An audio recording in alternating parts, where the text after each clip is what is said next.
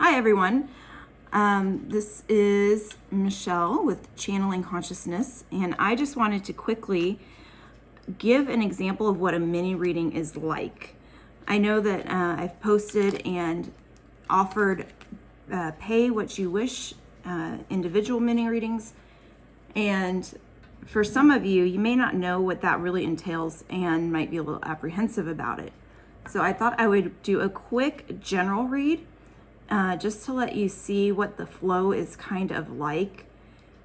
With a general read, this may not resonate with everybody because, you know, if there are 25 people watching, not all 25 people will have the exact same scenarios going on in their lives. So when you get an individualized reading, it's going to be more in depth for you and be focused on what's going on in your life and not just the general read, okay? So quick explanation of how I work. Normally I start with pulling 3 cards. I often use this particular deck here. It is based off of traditional tarot. This one is a fairy deck, so it's actually a really pretty deck.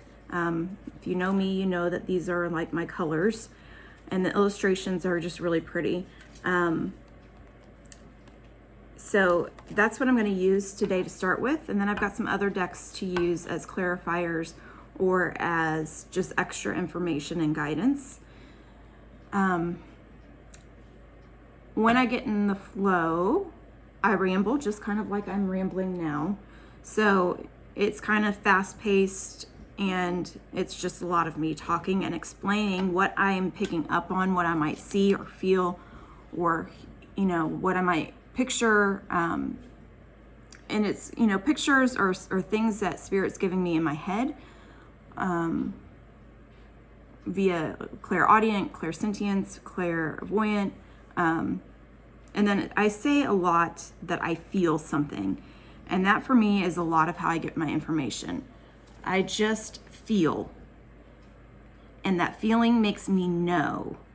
So that's where the space that I kind of work from. What else? I feel like there was something else I was going to say, and it will probably come to me. But I'm going to go ahead and get started. And we will see what pops up. So I'm just going to ask, today is March 12th, I believe, 2021. And I'm just going to ask for guidance for whomever is going to watch this. What does Spirit want to tell us today? Or what guidance, clarity, does Spirit have to offer today? You will also notice that I'm not asking for a fortune telling, okay? This is not what is going to happen, you know, because here's my example that I always give. I could tell you that you're going to win the lottery tomorrow, and maybe based on the energies that come out in this reading, you have the potential, like the potential is really high for you to win the lottery tomorrow. But if you don't leave your house and go play the lottery, there's no way you're going to win. Okay, I could say you're going to meet the love of your life tomorrow or in 3 months. And if you stay at home and don't attempt to date or, you know, hermit and don't go anywhere, clearly that's not going to happen. So then, you know, that quote fortune telling isn't going to work out. So that's why this is not fortune telling. This is looking at the energies right now and saying, okay, this is the energy that I'm kind of getting. Maybe you're looking at taking a job. This is what I'm feeling with that job. This is the way it could look. We always have free will. So free will trumps everything. So if the energy is looking in a way that you don't particularly care for it to look, you have the ability to change that, because you have the ability to create the life that you want and move forward in the direction that you want. You may just have to consciously make decisions to line up with the energy that you're wishing to have in your life, okay? So we've got one card. Let me keep going here. Nope, we don't want that many.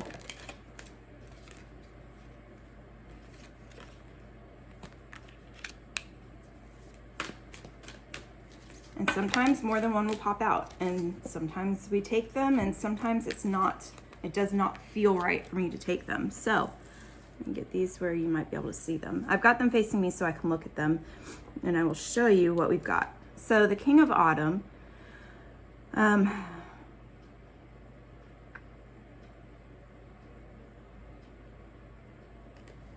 here's the King of Autumn. And this can be you, it can be an energy in your life. It depends on what I'm getting with it. But you can see that the King of Autumn is compassionate, gifted, charismatic, accomplished. So this guy here, this energy,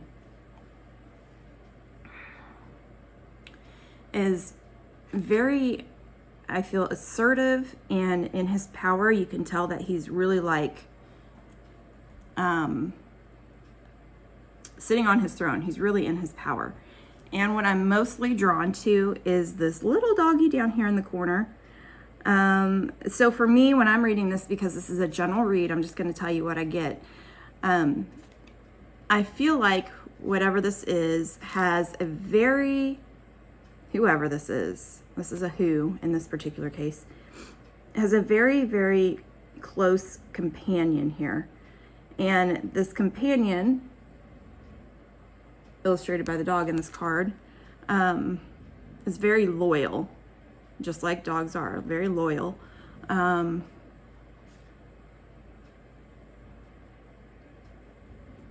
I hear all bark but no bite.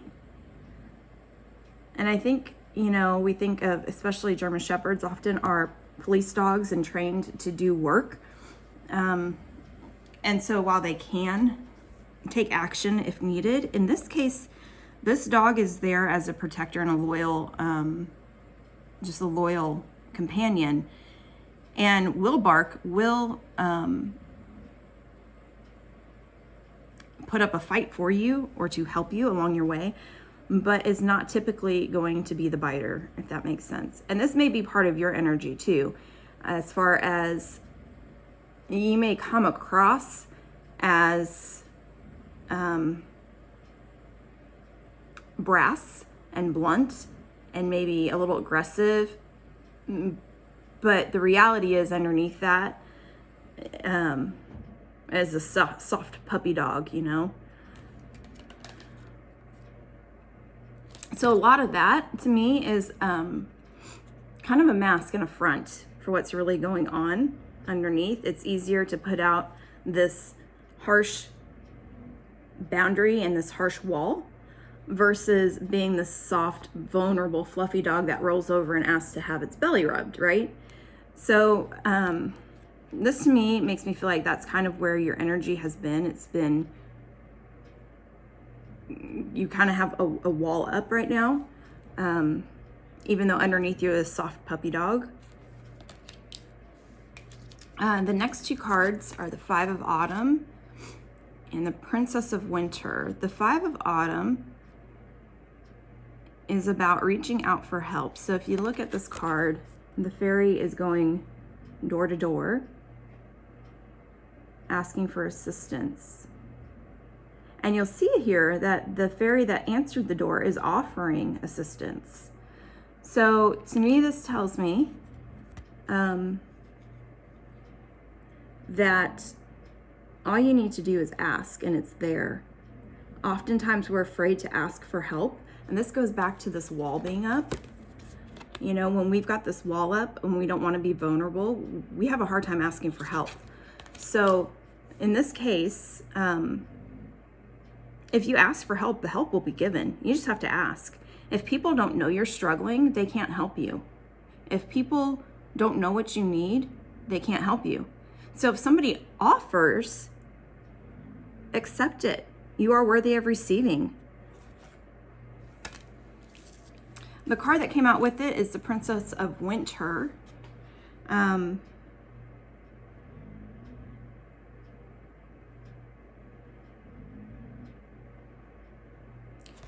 I'm just kind of looking at the imagery.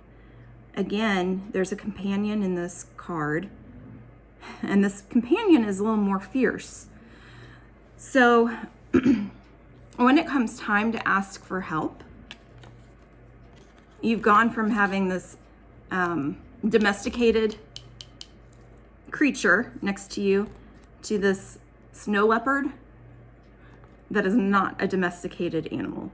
And so you've gone from, kind of tame to kind of wild. I feel like that has to do with feeling out of control.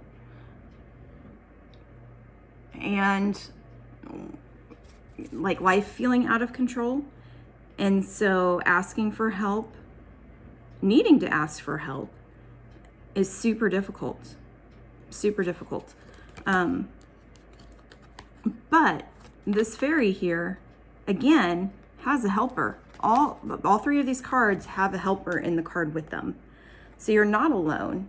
You can ask for help, and that's help in the physical world, as well as help from your ancestors, from your guides, from the angels, from God. You don't have to go it alone. And when you ask for help from the other side, you're never going to get turned down. You might not always get exactly what you want, and things might not work out exactly how you would plan them in your human mind, but you're not alone, okay? And I think it's interesting, we've got another autumn card. So this particular deck is the 4 seasons, representing the 4 suits. So you've got the Ace of Autumn here, and again, look at this, the wording, it's probably backwards on your screen, but it's getting assistance from others. Literally getting assistance. So in this card, you're asking, you let down that vulnerability, you ask for the help. And in this card, this fairy is young and joyful and happy because the abundance has come. And that can be in the form of help. That can be physical money. It can be abundance of time. It can be abundance of just caring and help and people reaching out. It does not have to be money. It does not have to be people giving you things. It can be their energy. It can be their prayers. It can be them holding space for you, okay? So whatever it is that's being needed right now, if you ask for it, if you would just ask, people are going to show up and are going to give you what you need. And that is in the physical realm as well as from the other side, okay?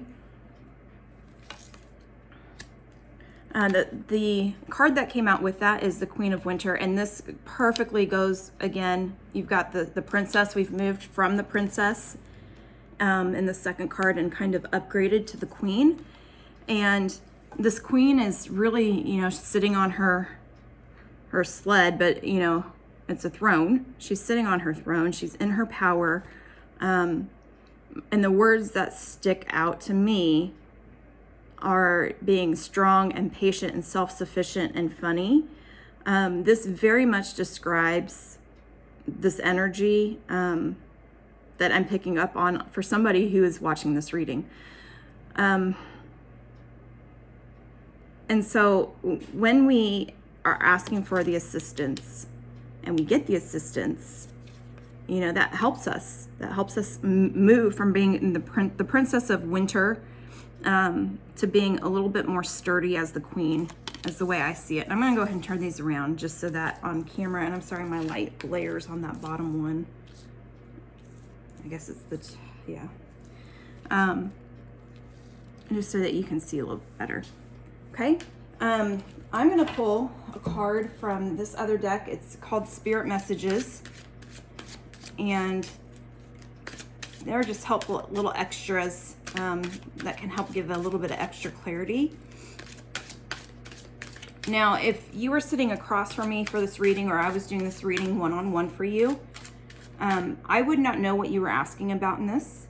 I would have delivered the information just like this, and then you would be able to watch it and ask me follow-up questions or discuss a little bit further what might be going on and how some of this relates, or if we needed to draw another card to get a specific answer for something else, we would be able to do that.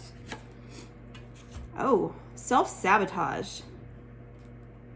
If you learn to get out of your way, there will be no stopping you. Most of the time, it's not others preventing you from your goals. It's that inner voice that derails us, okay?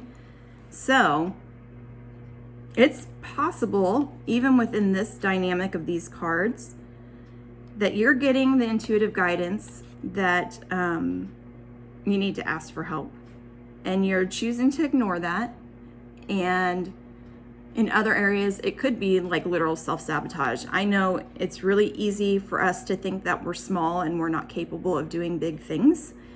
And sometimes we think, well, if I try that, it's going to fail anyway, so I'm not even going to bother. So this is a really great message. Like, be aware of your internal thoughts and catch yourself when you're thinking that you are not worthy or when you're not good enough to do the things, because you are. If you're being guided to start something or do something, do it. It's kind of like this, what I've started doing. I've known for a long time that I needed to be working in this way. And, I got sidetracked and life happens. And then Callie happened. And I'm like, well, now what? I was just really starting to kind of figure things out. But I can continue to self-sabotage and throw roadblocks in my way, or I can just say, okay, I know that Spirit's got my back. I know that the universe has my back. I know that my friends and family have my back. And there's nothing bad that can come out of trying, right? Nothing bad is going to come out of this. So there's nothing bad that can come out of asking for help. I will say, aside from maybe disappointment, if we have expectations. So if you go in without a picture of what that help necessarily looks like, and go in without a specific expectation, which is really hard as humans, you won't be disappointed. Okay, give people the chance to step up and not disappoint you. Okay. This deck is a deck from Rebecca Campbell. It's called Work Your Light. And they're just really pretty, and I always like them. So let's see if there's anything. Now, I've got about 40 decks. So when I work, this is the set, the grouping that I've been working with the last couple of weeks. Sometimes that changes. It kind of depends on the energy I'm feeling and if I'm guided to pull a different deck out. No, I guess I'll take that one. The longing for home. So right now you may be going through something that is familiar but unfamiliar. And wishing that things were like they used to be. Feeling like things are off. Feeling like you don't belong in the home that you're in. And that may be physical space, but it's oftentimes, home is where the heart is. So if there are pieces of your heart missing, oftentimes we don't feel like we're home, okay? This kind of goes back, this kind of ties in. I'm going to pull a Crystal Spirit card, and this is just, it helps with the energy, like what guidance can we get, Spirit? What crystal energy would be? Oh, this one's good for this, because I'm picking up the energy of this particular reading. Apache Tear is the card that came up. Apache Tears are very helpful for loss and for grief. So we could be in the state of grieving something and missing part of our heart. And the Apache Tear is a great crystal to have on hand or to work with in this particular time. I'm going to look it up and see if there's anything about it that I haven't said that would be helpful. Yeah, letting go of grief, recovering from the past, releasing pain so old wounds heal.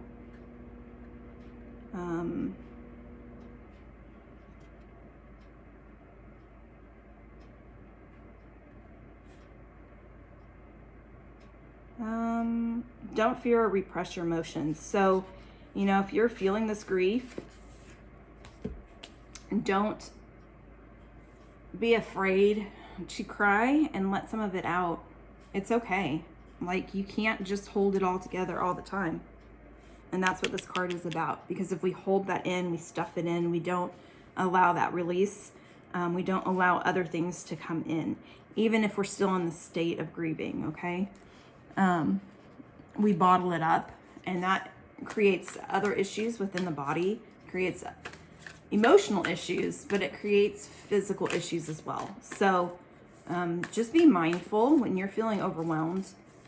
It's okay to feel overwhelmed. It's okay to ask for that help, okay? The last deck I'm going to pull from is the Divine Feminine Oracle deck. So even if you're male and you're watching this, we all have masculine and feminine energy within us. And this particular deck has a lot of really awesome women from history, goddesses, people from the Bible, people from mythology, like all sorts of people from even, you know, the last 1,000 years in it. So I, again, kind of like with pulling an energy, an overall energy with the crystal deck, I like to pull an overall energy from the Divine Feminine deck sometimes. And this particular one is Perpetua. She is the saint of authenticity. And it says, I am authentic. I am my authentic self in all circumstances. So this is, you know, be who you are unapologetically. Don't change who you are to fit other people's perceptions or expectations of you. You know, stay in your power. You know who you are. Your intuition guides you and tells you who you are. All right. I'm going to look this one up and see if there's anything else that I'm missing here. Perpetua. This particular book is not in alphabetical order, which makes it more difficult to look up.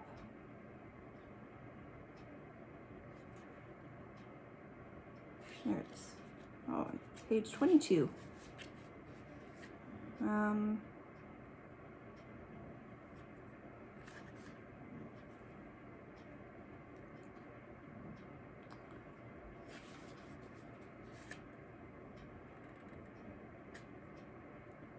This is really, I mean, it really is living authentically. Even in the face of death, she held courageously to her truth. She also reminds us, here's the actionable part. She reminds us that journal writing can be a sacred act of returning to ourselves and listening to the soul voice inside us, and of going inward to find our answers. So she is a call to journal, even if it's just to record your dreams each morning. That inner voice that greets us as we write strengthens our authenticity. That voice becomes a light, a fire that calls to us and claims us as we dare to live out its truth. So I feel like for some of you that may be watching this, you already do this on some level. Maybe writing affirmations or things like that. And that is part of creating the reality that you want here. So just a reminder to continue being yourself, even while things are difficult or when you need to be asking for help, okay? Because I'll be honest with you, people are going to help you because of who you are. The people who are willing to step forward, if they only knew that you needed help, they would 5,000% do whatever they could to help you. So don't be afraid to ask. All right. So that would be the end of this message. And as usual, I'm at like 25 minutes instead of my 15 to 20. I do get a little winded, and it's not winded. I talk a lot, but it's really hard to pare this down. I could just do 3 cards and call it good, but I feel like I want to offer more guidance than that. And even within this, we could go so much deeper. So, you know, if you came back and said, okay, I hear what you say, Michelle, but here's the question I have. Here's what's really bothering me. Here's where I'm really struggling. That makes sense. It resonates, but then we could go a little deeper. Okay. So, thank you all for watching. I hope this finds you well and gave you a little guidance or clarity, or even just some information about how an intuitive reading can work. All readers work slightly differently, and this is just the way that I've come to work that works for me. So I hope to hear from you soon, and you all take care.